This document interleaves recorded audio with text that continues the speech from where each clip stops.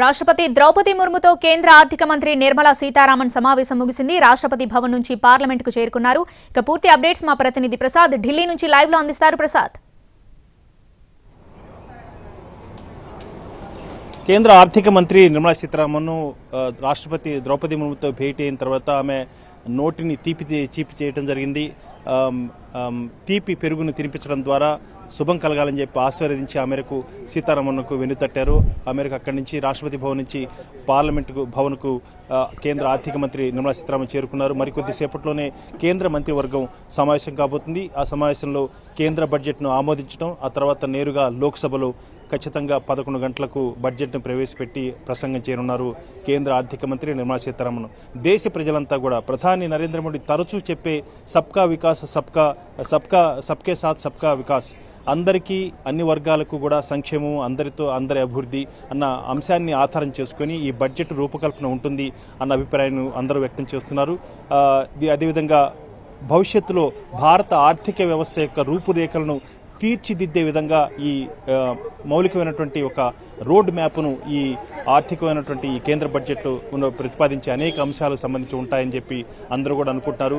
గత ఎన్నికల్లో పెద్ద ఎత్తున బీజేపీ ఓటమి పాలవటానికి ప్రధాన కారణం ఉపాధి అవకాశాలు లేకపోవటం, అదేవిధంగా ఉద్యోగాలు లేకపోవటం.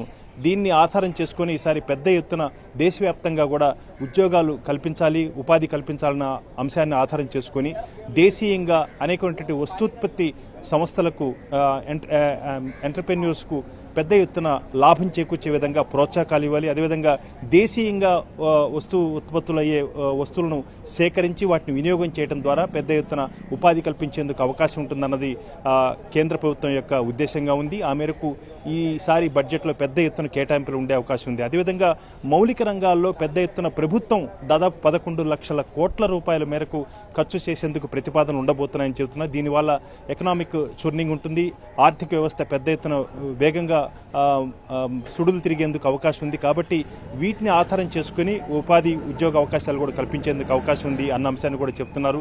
గతంలో ఉన్నటువంటి గత ఆర్థిక సంవత్సరంలో కేవలం 9.5 లక్షల కోట్ల రూపాయలు ఖర్చు పెట్టినటువంటి ప్రభుత్వం ఈసారి మరింతగా మౌలిక వసతుల కల్పనకు, ఇన్ఫ్రాస్ట్రక్చర్ రంగానికి దాదాపు 11 లక్షల కోట్ల రూపాయలు ఖర్చు పెట్టాలని చెప్పి ఆలోచించే అవకాశం ఉంది. ఆ మేరకు ప్రతిపాదనలు కూడా ఉంటాయి.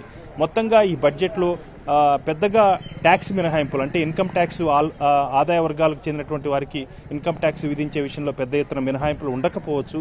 ఎందుకంటే ప్రభుత్వం ఆర్థికంగా ఆదాయాన్ని పెంచుకోవాలి, వచ్చిన ఆదాయాన్ని తిరిగి ఖర్చు పెట్టడం ద్వారా ఉద్యోగ ఉపాధి అవకాశాలు కల్పించేందుకు అవకాశం ఉంది. కాబట్టి పెద్ద ఎత్తున మినహాయింపులు ఉండకపోవచ్చు అని చెప్పి ఆర్థికవేత్తలు ఆ మేరకు ఒక అంచనా వేస్తున్నారు. చూడాలి ఈ రకంగా దేశ అందరికీ ఆమోదమైనటువంటి బడ్జెట్ను రూపొందించే విషయంలో ఏ రకంగా ప్రతిపాదన చేయబోతున్నా అన్నది వేచి చూడాల్సి ఉంది. కేంద్ర ఆర్థిక మంత్రి మాత్రం 7వసారి నేరుగా వరుసగా కేంద్ర బడ్జెట్ను ప్రవేశపెట్టి దేశ పార్లమెంట్ చరిత్రలో ఒక రికార్డు సృష్టించారు.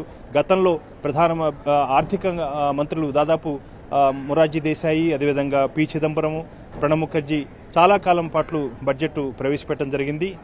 మొట్టమొదటిగా చూసినట్లయితే మొరార్జీ దేశాయి దాదాపు 10 సార్లు బడ్జెట్ను ప్రవేశపెట్టారు. అయితే వరుసగా మాత్రం కేవలం 6 సార్లే కేంద్ర బడ్జెట్ను ప్రవేశపెట్టారు. మధ్యలో కొంత గ్యాప్ వచ్చింది. ఆ మేరకు 7వసారి వరుసగా నిర్మలా సీతారామన్ కేంద్ర బడ్జెట్ను ప్రవేశపెట్టుతున్నారు. ఇది ఒక రికార్డు. అదేవిధంగా 13వసారి మోడీ హయాంలో మోడీ ప్రధానమంత్రిగా ఆయన నేతృత్వంలో 13వ బడ్జెట్ను ప్రవేశపెట్టుతున్నది ఈ ప్రభుత్వం. చూడాలి ప్రభుత్వం ప్రజలకు ఇచ్చే హామీ ఏంటి, నిరుద్యోగ యువతకి ఇచ్చే హామీలేంటి, అదేవిధంగా అల్పాదాయ వర్గాలకు, ఆదాయ వర్గాలకు ఇచ్చే మినహాయింపులు ఏ రకంగా ఉండబోతున్నాయి, ట్యాక్సులు ఏ రకంగా ఉండబోతున్నాయి, ప్రభుత్వం యొక్క ఆదాయ ఏ రకంగా ఉండబోతుంది.